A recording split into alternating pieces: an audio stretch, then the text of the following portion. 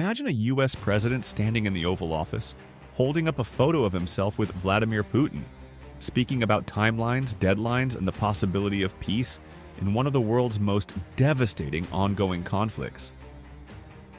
That is where we find President Donald Trump today, once again giving Russia's leader a couple of weeks to move toward peace in Ukraine. Yet, despite the promises, the pressure, and the posturing, no sign of meaningful peace talks has emerged. In this video, we'll explore exactly what Trump said, how Moscow responded, why Ukraine remains caught in the middle, and what this two-week ultimatum really means for the war, for diplomacy, and for the global balance of power. We'll also look at how this approach fits into the broader story of Trump's foreign policy, which has often blended bold declarations with flexible timelines. For viewers, the key question is whether this new deadline marks a turning point in the war, or just another moment in a cycle of suspended diplomacy. Trump extends the clock, again. On August 23, 2025, President Donald Trump told reporters in the Oval Office that he was giving Russian President Vladimir Putin a couple of weeks to decide on whether to meet with Ukrainian President Volodymyr Zelensky. This wasn't the first time he had issued such a deadline. Trump has been repeating this two-week refrain for months, signaling urgency while leaving his actual course of action deliberately vague. Asked directly if he might ultimately do nothing if Putin refused to meet Zelensky, Trump gave a typically ambiguous response. "We'll see, I'll see whose fault it is." He suggested that if there were reasonable explanations, he might understand them, but emphasized that his patience had a clear endpoint. Trump's remarks illustrate both pressure and patience, a dual approach that has characterized many of his international dealings. Supporters argue that by not committing to immediate retaliation or concessions, Trump keeps the other side uncertain and engaged.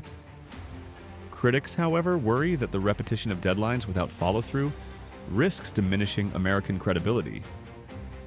At the heart of this latest ultimatum is not just the question of when, but of what. What exactly Trump is prepared to do if the meetings fail to materialize?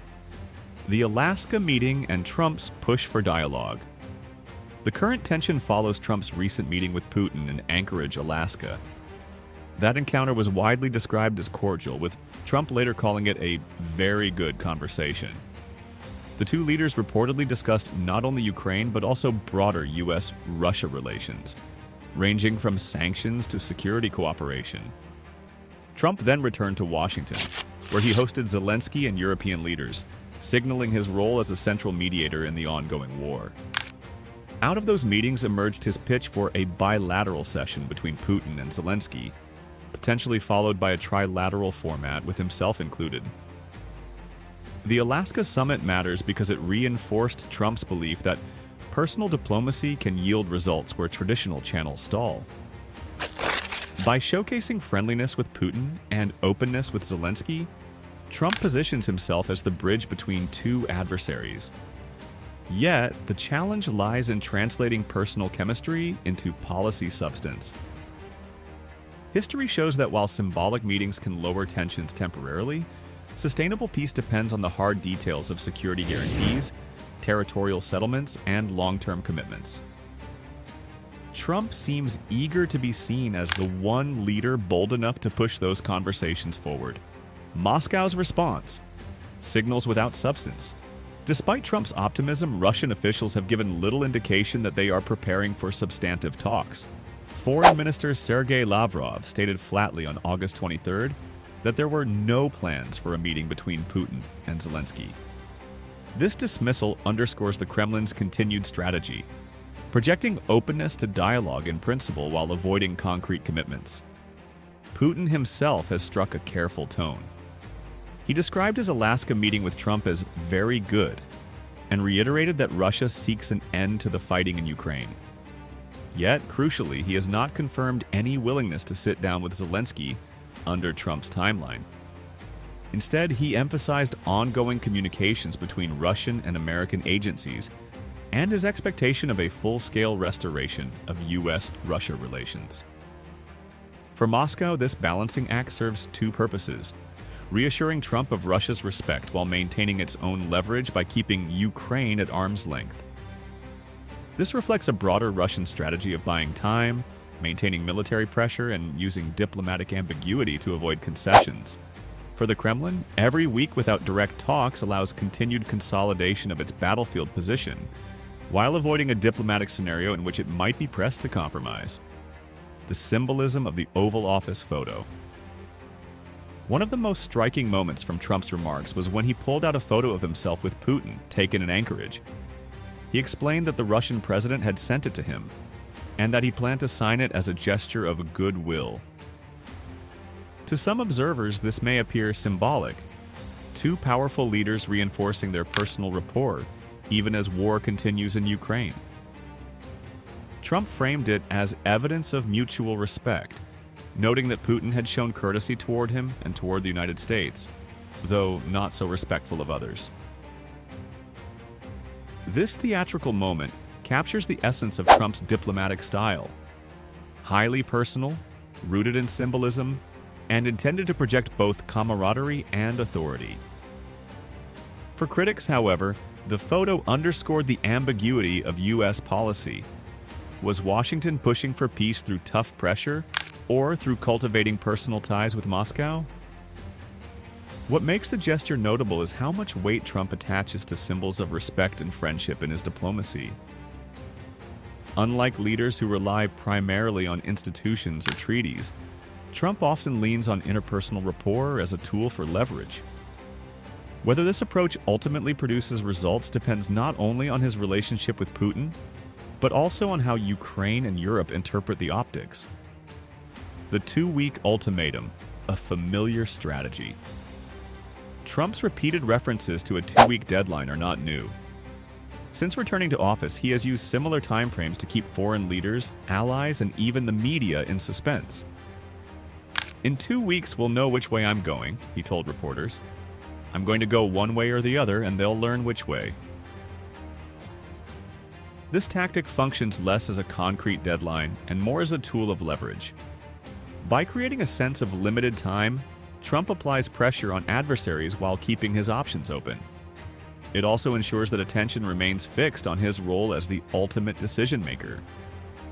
Yet the drawback of this approach is that repeated extensions can diminish credibility. Each new couple of weeks risks sounding like the last, raising questions about whether tangible consequences will ever follow. Some foreign policy observers note that similar tactics were used in Trump's dealings with North Korea and trade negotiations with China, where the promise of imminent action kept negotiations alive, but often without immediate resolution. The question is whether the Ukraine war, far more deadly and complex, can withstand indefinite timelines without real decisions. Ukraine's position: waiting and watching. For Ukraine, Trump's strategy presents both opportunity and uncertainty. On the one hand, his insistence on direct talks offers Kyiv a chance to put its case directly before Russia with U.S. backing.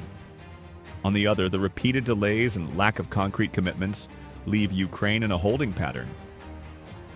President Zelensky, who recently met Trump at the White House, has expressed cautious openness to dialogue, but only on terms that preserve Ukraine's sovereignty and territorial integrity. The prospect of face-to-face negotiations with Putin, mediated or observed by Trump, remains deeply complex. For Kyiv, agreeing to talks without clear guarantees risks signaling weakness. Meanwhile, the war continues on the ground. As Trump himself acknowledged, "In the meantime, people continue to die." This stark reminder underscores the human cost of geopolitical maneuvering, even as leaders debate timetables and symbolic gestures. Ukraine also faces the challenge of balancing domestic expectations with international pressure. For ordinary Ukrainians, the idea of sitting down with Putin may be unacceptable given the years of conflict. Yet resisting talks could risk alienating a crucial ally in Washington. The tension between survival on the battlefield and diplomacy at the table makes Ukraine's position uniquely precarious. European stakeholders and global reactions. The reactions of European leaders are also critical. Many of them joined Trump in Washington earlier this week to discuss the situation, reflecting their direct stake in the conflict and in maintaining stability across the continent. European capitals generally support negotiations but remain cautious about Trump's highly personalized approach. For allies in NATO, the key concern is ensuring that any talks do not undermine long-standing principles of collective security. For other global players, including China and non-aligned states, the unfolding drama represents both risk and opportunity. Risk of prolonged instability and opportunity to position themselves as alternative mediators if U.S. efforts falter. Europe also has practical stakes in the outcome: energy markets, security guarantees, and public opinion. With winter approaching, the continent remains sensitive to supply shocks and political unrest tied to the war. Leaders in Berlin, Paris, and Brussels are closely watching whether Trump's two-week window translates into progress or simply delays the search for a more durable strategy. Their response could shape whether Washington retains the diplomatic lead or whether space opens for other actors to step in. The road ahead: what 2 weeks really means. So, what can realistically be expected in the next couple of weeks? Based on current signals, a breakthrough appears unlikely. Russia has not agreed to a bilateral meeting with Zelensky, and Ukraine remains wary of entering talks without firm commitments. Trump's strategy seems designed to maintain pressure while avoiding immediate escalation. By keeping his next move undefined, he preserves flexibility, whether that means imposing new consequences, offering new incentives, or shifting his focus altogether. The uncertainty leaves open multiple scenarios. A surprise announcement of talks could emerge, especially if Trump manages to secure a symbolic concession from Moscow. Alternatively, the lack of progress could extend indefinitely, with each 2-week window giving way to another. Analysts often describe this approach as diplomacy in suspense. It keeps global attention fixed on Trump's role, but also places peace efforts in a kind of holding pattern. For those on the ground in Ukraine, the difference between 2 weeks and 2 months is not abstract. It is measured in casualties, displacement, and continued instability. Whether the clock counts down to peace or prolongs uncertainty remains the unanswered question. Conclusion: diplomacy in suspense. President Donald Trump's latest comments underscore the peculiar rhythm of today's diplomacy. Highly personalized, deadline-driven, and steeped in symbolic gestures. By giving Putin a couple of weeks, Trump has once again set the stage for potential talks that may or may not materialize. Russia signals respect for Trump but avoids commitments. Ukraine waits for clarity while defending its territory. Europe watches with caution, and the broader world remains uncertain about what comes next. What is clear, however, is that the stakes remain high.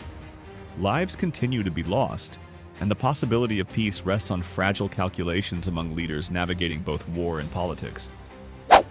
For now, the world remains suspended in anticipation, watching whether 2 weeks truly marks a turning point, or whether the promise of talks remains just that, a promise.